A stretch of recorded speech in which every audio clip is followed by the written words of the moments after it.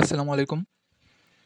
এই ভিডিওতে আমরা দেখব যে বুয়েটের টার্ম ফাইনাল পরীক্ষায় আসা একটি প্রশ্ন, যা আসলে 9-10 এর সম্ভাবনার জ্ঞান দিয়েই সলভ করা সম্ভব। তো আমরা প্রশ্নটা দেখি। প্রশ্নটা হচ্ছে এরকম যে, একটি সমীক্ষায় দেখা গেছে প্রতি 100 জন মানুষের মাঝে 35 জন ওভারওয়েট, 30 জন আন্ডারওয়েট। আরেকটি সমীক্ষায় দেখা গেছে ওভারওয়েট মানুষদের 70% সম্ভাবনা আছে হৃদরোগ থাকার, যা আন্ডারওয়েট ও সাধারণ মানুষদের জন্য যথাক্রমে 10% ও 20%। এখন কোনো একজন ব্যক্তির যদি হৃদরোগ না থাকে, তার সম্ভাব্য ওয়েট গ্রুপ কোনটি? এই হচ্ছে আমাদের প্রশ্নটা। মানে প্রতি 100 জন মানুষের 35 জন ওভারওয়েট, 30 জন আন্ডারওয়েট। আর যারা হচ্ছে ওভারওয়েট তাদের 70% চান্স কোনো হৃদরোগ থাকার, আন্ডারওয়েট মানুষদের জন্য সেটা 10% আর নরমাল মানুষদের জন্য 20%। তো এখন আমাদের কোনো একজন ব্যক্তি তার হৃদরোগ নাই। এটুকু আমাদের বলা হলো। তো এখন আমরা তার সম্ভাব্য ওয়েট গ্রুপ কোনটা সেটা খুঁজে বের করার চেষ্টা করব। আচ্ছা, তো আমরা প্রশ্নটা নিয়ে যদি অ্যাপ্রোচ করি তাহলে এভাবে দেখানো যায় যে ওভারওয়েট মানুষের পার্সেন্টেজ হচ্ছে 35%, আন্ডারওয়েট মানুষের পার্সেন্টেজ হচ্ছে 30%। আচ্ছা, তাহলে এই 2 গ্রুপ বাদে আরেকটা গ্রুপ আছে যারা হচ্ছে সাধারণ মানুষ বা নরমাল ওয়েট যাদের, তাদের পার্সেন্টেজটা কত হবে? তাদের পার্সেন্টেজটা হবে হচ্ছে 100 মাইনাস 35 যোগ 30 মানে হচ্ছে 35%।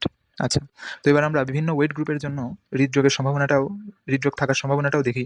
সেটা হচ্ছে আন্ডারওয়েটদের জন্য 10%, নরমাল ওয়েটদের জন্য হচ্ছে 20% আর ওভারওয়েট যারা তাদের জন্য হচ্ছে 70%।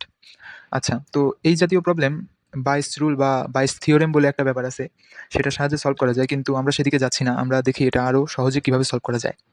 তো আমরা প্রথমে 100 জন মানুষকে নিয়ে চিন্তা করি। মনে করি আমাদের কাছে 100 জন মানুষের একটা ডেটা আছে।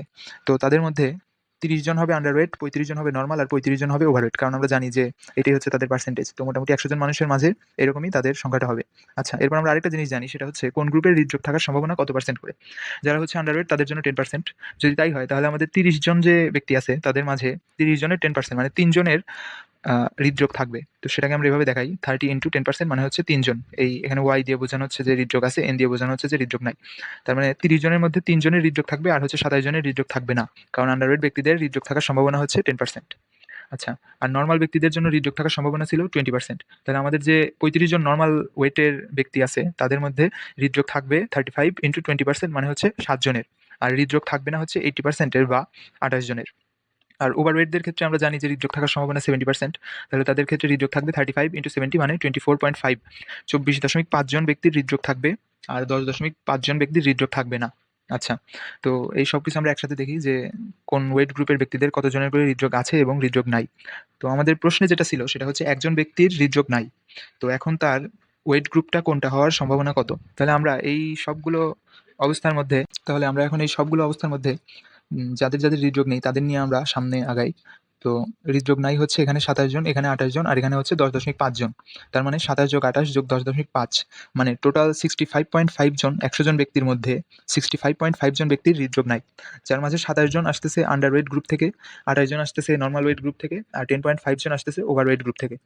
আচ্ছা, তো এখানে সেটাই লেখা হয়েছে যে আন্ডারওয়েট 27 জন, নরমাল 28 জন আর ওভারওয়েট 10.5 জন।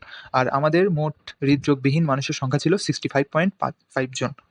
তাহলে আন্ডারওয়েট মানে যার হৃদরোগ নাই তার আন্ডারওয়েট হওয়ার সম্ভাবনা হচ্ছে 27 ভাগ 65.5 মানে 41.22%।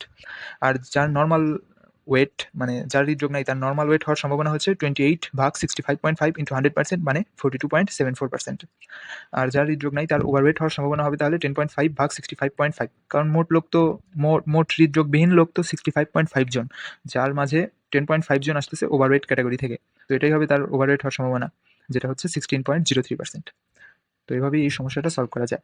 এখানে দেখা যাচ্ছে যে তার কোন ওয়েট গ্রুপ হওয়ার সম্ভাবনা কত।